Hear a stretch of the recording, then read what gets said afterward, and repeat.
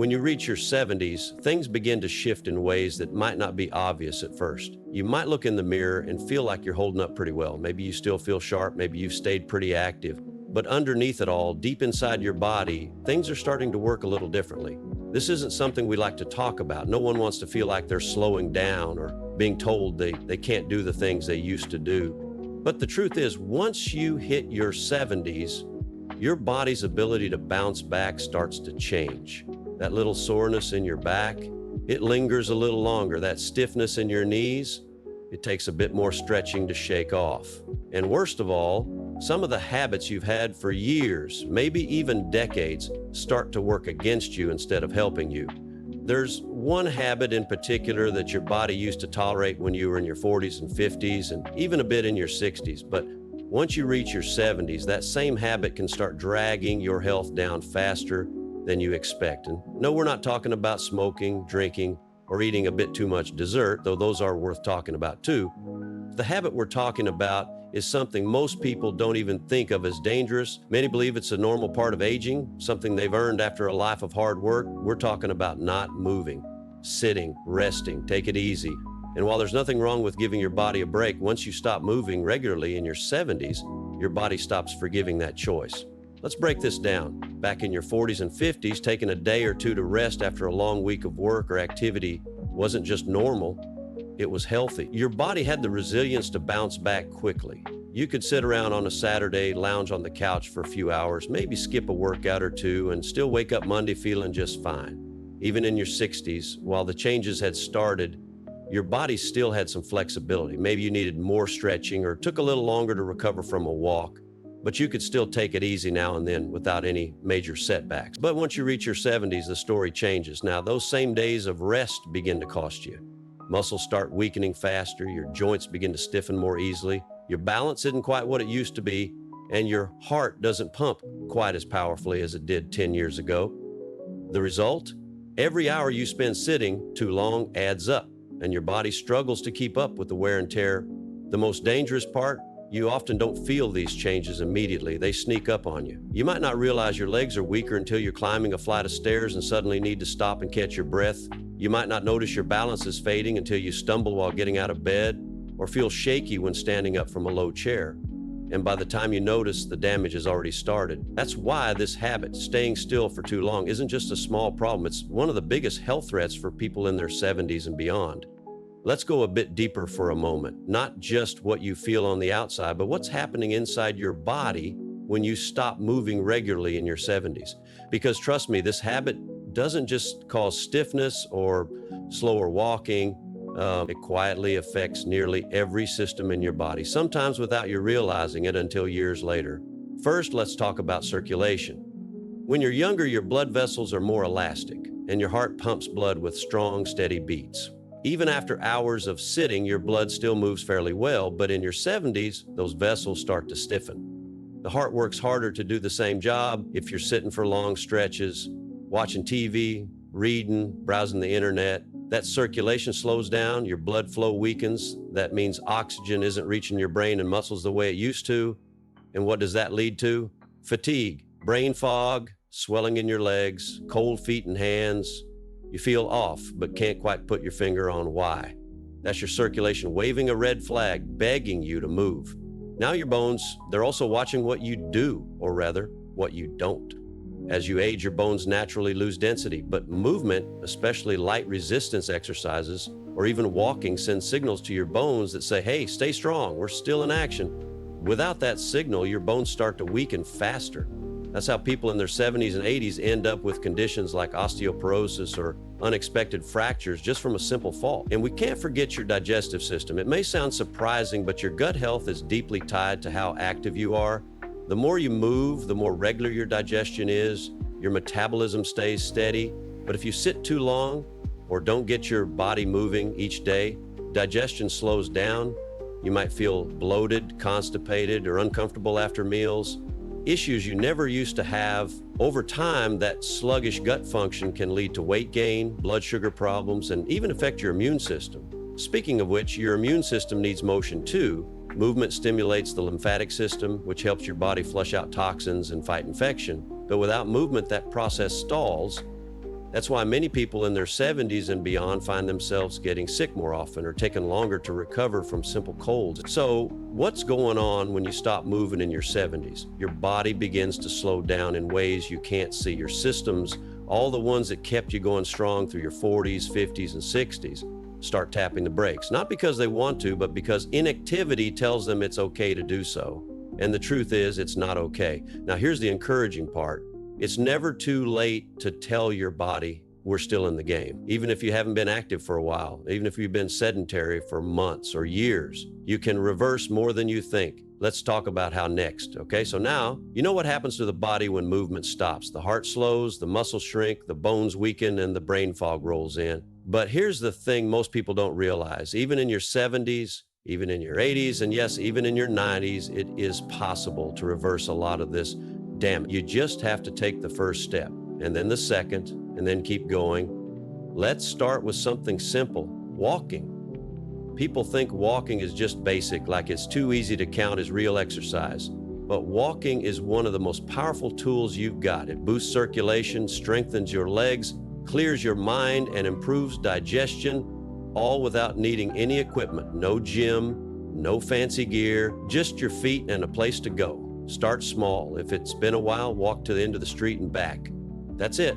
Tomorrow, do it again. Next week, make it twice. Before you know it, you're walking for 20 minutes without even realizing it. One of my friends, Ahmed, didn't walk for almost 2 years in his early 70s. He spent most of his days on the couch watching TV, thinking it was safe and restful, but he started getting stiff. His back hurt. He felt tired all the time. After a doctor visit where they warned him he was on the edge of needing mobility aids, he decided to make a change. He started walking 5 minutes a day. That was it. Now, at 81, Ahmed walks around his neighborhood for 30 minutes every morning and another 20 in the evening. He says it saved his life and his independence. His words, not mine. But walking's just the beginning. There's mobility and stretching too. As you age, your joints lose lubrication. The cartilage thins. Your range of motion shrinks. That's why so many people over 70 complain about stiffness when they wake up or after they sit for a while. You've probably felt it yourself, that creaky, tight, uncomfortable sensation in your knees or lower back. Stretching helps re-lubricate those joints. It reminds the body how to move. It doesn't need to be anything fancy. Reach up high, touch your toes, twist side to side, do arm circles while standing or sitting. These movements keep your joints alive. Even just 5 minutes in the morning and 5 before bed can make you feel 10 years younger, looser, lighter, and more flexible. Don't underestimate it. And then there's light strength training, which is where the real magic happens. This doesn't mean lifting heavy barbells. It means resistance bands, water bottles, canned goods, anything that adds a little challenge to your muscles. You can do bicep curls, leg lifts, wall push-ups, or even just practice sitting down in a chair and standing up again. That one move alone strengthens your legs, glutes, and core. Muscle loss or sarcopenia is one of the sneakiest enemies of aging, but it's also one of the most reversible. Yes, even in your 70s, even in your 80s, muscle responds to movement no matter how old you are. And while we're here, let's talk about a game changer most people overlook, balance training. Remember when we talked about standing on one leg? That wasn't just a fun trick. That's a test of your core, your ankles, your nervous system, all working together. Falls are the number one reason people over 70 lose their independence. One fall can change everything, but balance training, just 5 minutes a day, can reduce your risk of falling dramatically. Try standing on one foot while brushing your teeth. Hold the back of a chair and close your eyes for 10 seconds. Walk heel to toe across the room like you're on a tightrope. These little drills retrain your balance. And here's the beautiful part. The more you move, the more your body remembers how. Your posture improves, your digestion improves, your sleep improves, your mood improves. Because let's be real, movement doesn't just change your body, it changes your life. We'll break that down next. Now, we've been talking about what happens when movement stops after 70. The muscles fade, the heart softens, the lungs weaken, the joints stiffen. But I need you to understand this. It's not the end. That damage isn't permanent. Your body is resilient.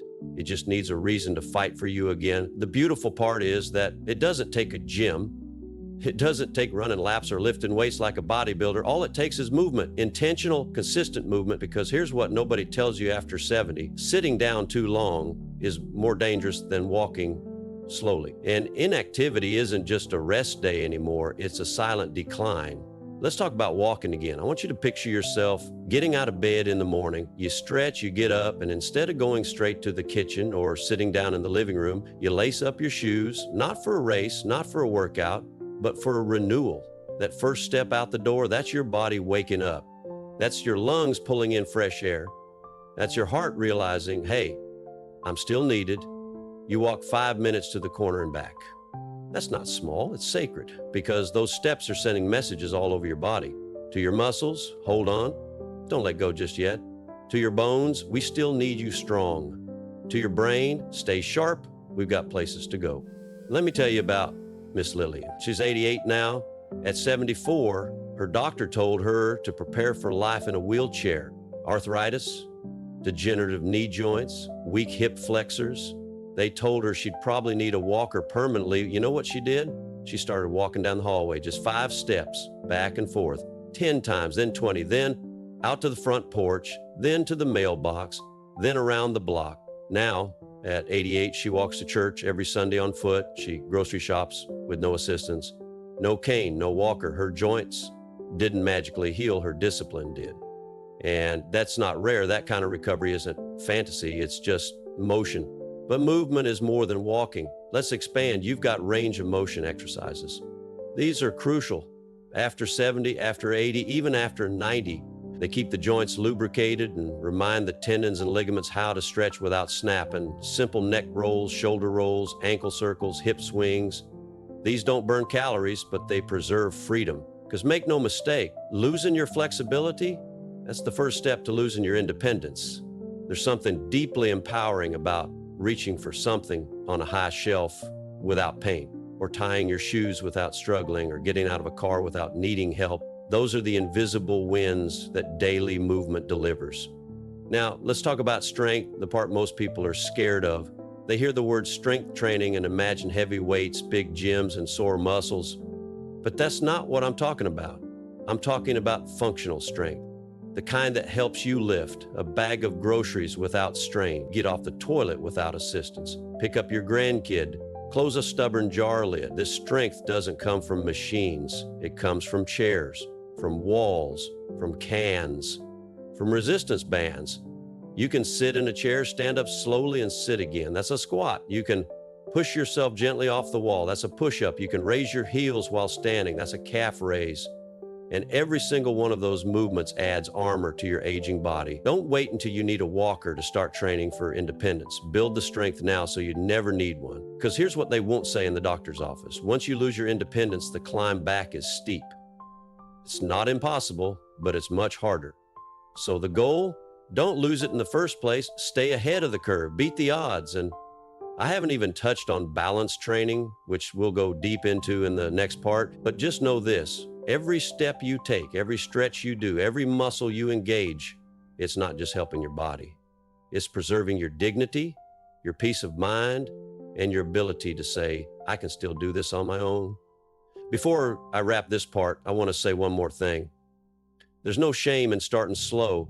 You might feel embarrassed that you can't do what you used to. You need to rest after a 5-minute walk. You get winded on the stairs. But let me tell you something powerful. It's not where you start, it's that you start. Every champion you've ever admired once struggled to take the first step. So take it. And if you're watching this and thinking, I'm already too far gone, let me stop you right there. That's the lie age tries to whisper to you. But your body, it's waiting, it's hoping, it's ready to fight for you again. So give it that chance. Start walking, start stretching, start rising from the chair slowly and with purpose. It's not about getting back to who you were. It's about becoming the strongest version of who you are right now. All right, bro. Now that we've laid down the foundation for how movement shapes the body, let's go even deeper. Because what most people over 70 don't realize is that the way you move doesn't just shape your body, it shapes your mind, your brain, your memory, your moods, your sense of purpose. Let's talk about that connection. It's powerful and it's often overlooked. You see, once you hit your 40s, your brain starts to change slowly, subtly. That's normal. But when you reach your 60s and 70s, those changes start to speed up. If you don't stay active, both physically and mentally, that speed turns into a downhill slide. Now, here's the good news. Your brain is a muscle too, not in the literal sense, of course, but in the way it responds to use. And movement, regular physical movement. That's one of the best brain workouts you'll ever get. Every time you go for a walk, your heart pumps blood to your brain. That blood carries oxygen and nutrients. That oxygen wakes your brain up. It clears the fog. It builds new brain cells. That's right, movement helps your brain grow even in your 70s, 80s, and beyond. Let's get real for a minute. Have you ever walked into a room and forgotten why? Misplaced your keys for the 5th time in a week? Started telling a story and lost your train of thought halfway through? Those are common things that happen with age, but they don't have to be your new normal. A sedentary life makes those moments more frequent. An active life helps keep them in check. Here's the science behind it. Physical activity increases something called BDNF, brain degreed neurotrophic factor. Think of BDNF as fertilizer for your brain cells. It helps them grow, strengthens the connections between them, and keeps your memory sharper. So every time you move your body, you're feeding your mind. That's a fact. But it's not just about memory, it's also about mood. When people stop moving, they often fall into a rut. They feel down, they feel unmotivated. Depression and anxiety become more common in older adults, and a big reason for that is the lack of movement. Your body was never designed to sit still for hours a day. It was built to move, to stretch, to explore. When you stop moving, your body starts sending the wrong messages to your brain. It says, "We're done here." It says, "Let's shut down," and your brain listens. But when you move, when you walk, when you stretch, when you breathe deeply, your body sends a different message. It says, "We're still in this." It says, "Keep going." And your brain, it wakes up, it lights up, it fights for you. I've seen people in their 90s, bro, who started moving again after being stuck in bed or a chair for months. You know what happened? They started smiling more, talking more, remembering more. Their energy returned, their sense of humor returned, their hope returned. That's the power of movement. Let me give you an example. Mr. Alvin, age 84, he was diagnosed with early stage Alzheimer's. His family was preparing for the worst, but his daughter, instead of accepting the decline, started taking him out for 15-minute walks every single morning. Just 15 minutes, nothing intense. After 3 weeks, he was more alert. After 2 months, he was remembering names again. After 3 months, he started cracking old jokes. The doctor said, "Whatever you're doing, keep doing it." Now, I'm not saying movement is a miracle cure, but it's a powerful tool, and most people don't use it. You know what else movement does? It builds confidence. When you know your body can support you, when you can walk without wobbling, when you can stand up without help, that gives you mental strength. It says, "I've still got this." And that kind of self-belief, it carries into every area of your life, your relationships, your independence, your sense of identity. Too many people give up after 70. They start saying things like, "I'm too old," or "It's just how aging works." No, that's what they've been told, but it's not the truth. The truth is, your brain is still listening. Your heart is still listening. Your body is still willing to fight for you if you give it a reason. So if you're feeling foggy, forgetful, or low in energy, don't just reach for pills or accept it as normal. Start moving. That walk you take today might be the difference between decline and revival. And if you're in your 40s or 50s and think this doesn't apply yet, think again. The habits you build now will shape how your body treats you when you're older. Build the movement mindset early and carry it forward with you. Your 70-year-old self will thank you. All right, so we've been talking a lot about getting up, getting moving, staying active, and how critical that is after the age of 70. But here's where a lot of people, even the motivated ones, go wrong. They dive into moving again. They start walking more, doing some stretches, maybe even taking a fitness class or two. And then what happens? A few days in, they get sore. Their knees ache, their back tightens up. And before you know it, they're saying, "Maybe this isn't for me." And boom, they quit. Just like that. But let me tell you something real. Movement without recovery is like cooking a great meal and throwing it in the trash before you get to eat it. It's a wasted effort. Once you're in your 60s, 70s, 80s, and beyond, your body's ability to bounce back isn't what it used to be. In your 40s, maybe you could pull a muscle and be back at it the next day. In your 50s, a sore back might last a couple of days. But after 70, your recovery has to be intentional. So let's talk about what recovery means, because it's not just lying on the couch and watching TV. That's rest, sure, but it's passive. Passive recovery is not enough anymore. What you need is active recovery. Stretching, foam rolling, gentle yoga, deep breathing, hydration, a warm bath, light walking the day after a workout to help flush out soreness. These things are essential, especially if you're just starting to move more again after years of being inactive.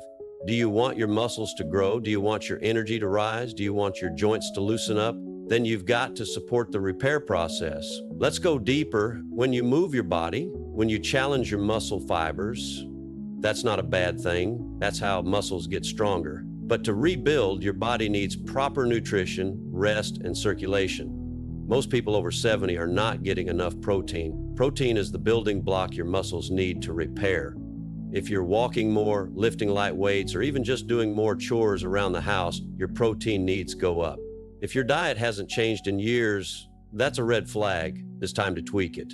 Another overlooked factor? Sleep. Yep, good old-fashioned sleep. You know by now from earlier parts how much poor sleep can sabotage your health, but it also directly affects how fast your body can recover from physical activity. If you're tossing and turning at night, your body can't repair the muscles you just worked, so that recovery window, it closes too early.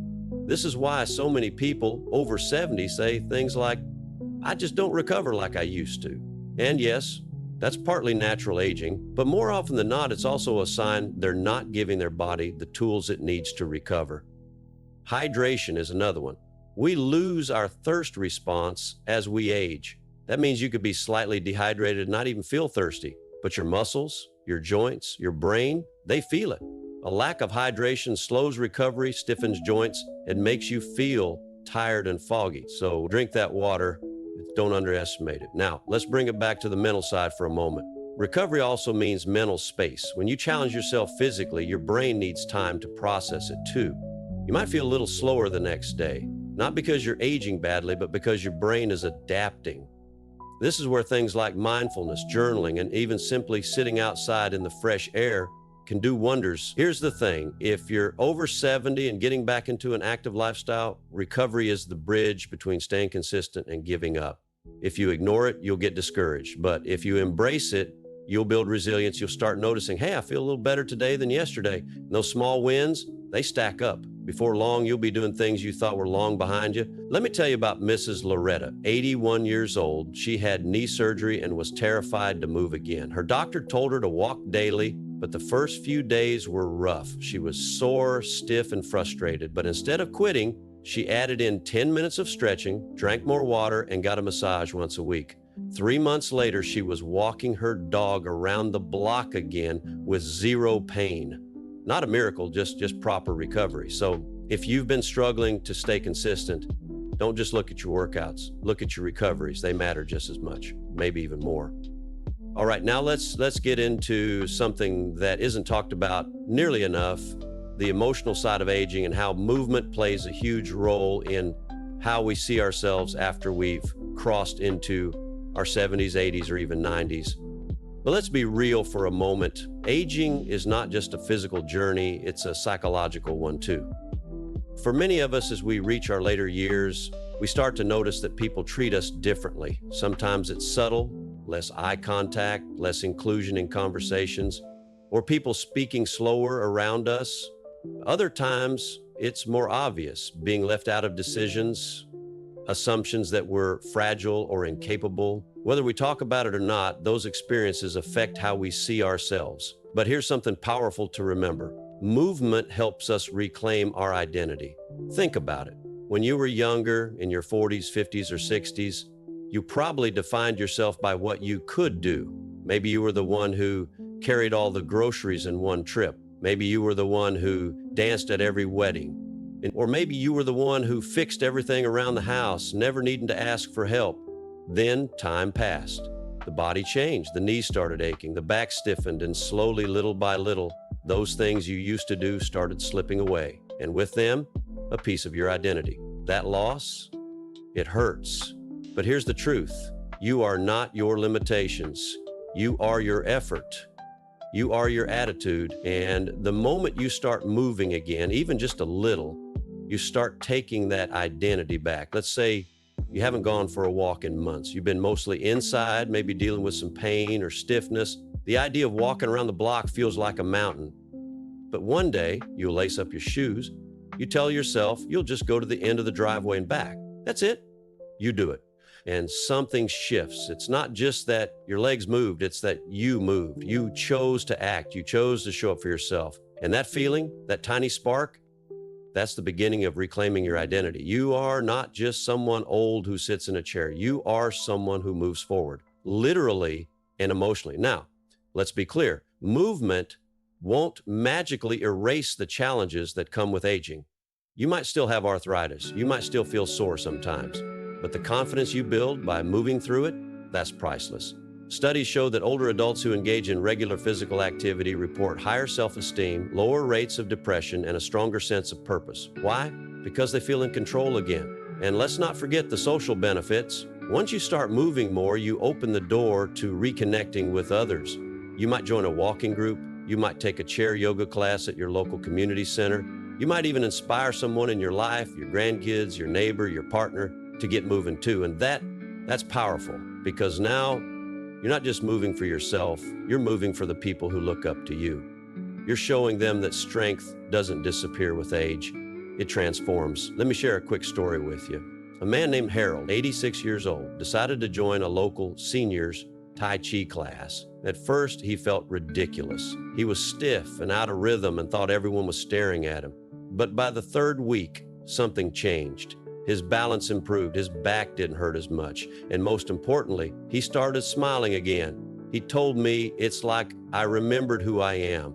I'm not just an old man. I'm Harold. I'm still me." That right there, that's the real magic of movement. It reconnects you with yourself. So if you've been feeling lost, disconnected, or like the person you used to be has faded, listen closely. They're still there, waiting, wanting to be brought back to life. And all it takes is one small step. In the next part, we'll talk about the long-term impact of these daily decisions, how every little movement, every walk, every stretch adds up over months and years, because staying active isn't just about the now, it's about building a future you can be proud of. Let's keep going.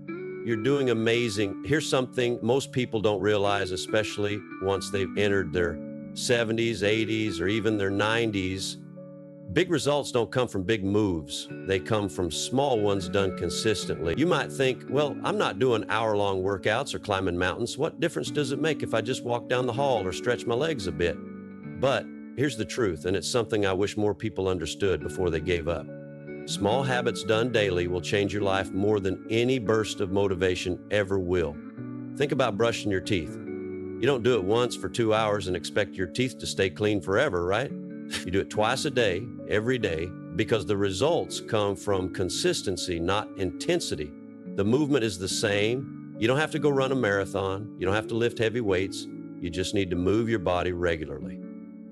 Over time, those movements stack up. They improve circulation, strengthen your heart, boost your mood, sharpen your brain, and preserve your independence.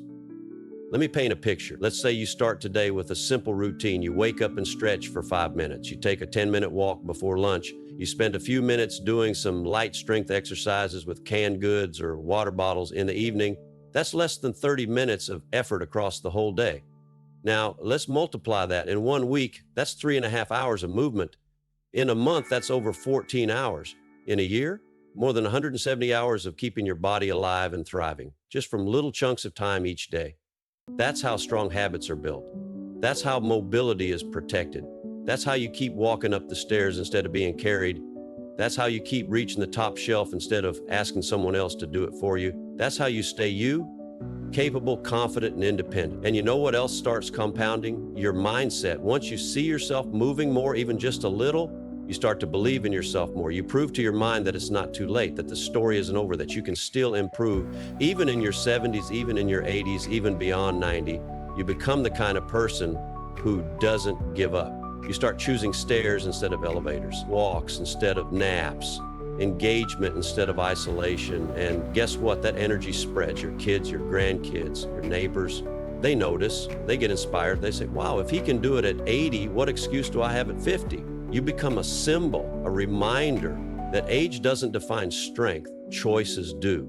And yes, some days will be harder than others. You might have days where your joints ache or you feel tired before you even get out of bed. That's okay. We all have those days. But on those days, even just 5 minutes of gentle stretching or walking in place still counts, because it's not about being perfect. It's about never quitting. At this stage in life, whether you're in your 70s, 80s, or 90s, it's easy to think that joy is something that belongs more to the past than the present. But the truth is, movement doesn't just preserve your body, it brings joy back into your daily life. Let's talk about that for a moment. Think about the feeling of being able to walk through a park without stopping every few steps, or the pride that comes with lifting a grocery bag on your own, or dancing even just a little to your favorite song in the kitchen. These aren't small things. These are moments of freedom. And freedom is joy. Movement gives you access to more of life. It allows you to say yes to more things. Yes to playing with your grandkids. Yes to going out with friends. Yes to travel. Yes to gardening. Yes to just walking outside, feeling the sunshine and knowing your body can carry you. The more you move, the more life you get to experience. Period.